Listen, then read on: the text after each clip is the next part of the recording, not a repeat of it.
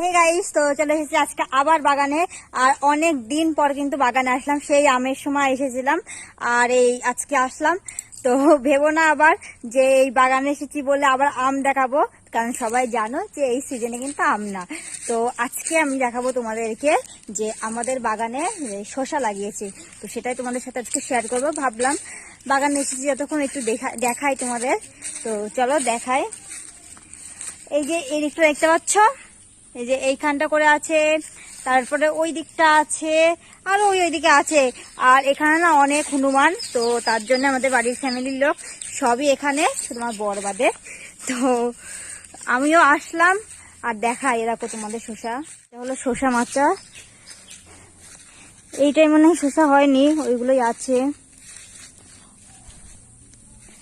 এইখানে একটা আছে, এখানে একটা মাচা আছে, এই পুরো মাচাটা।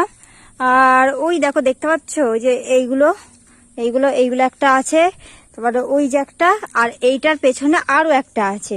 আর দাঁড়াও, শসা কোনটায় আছে দেখাচ্ছি।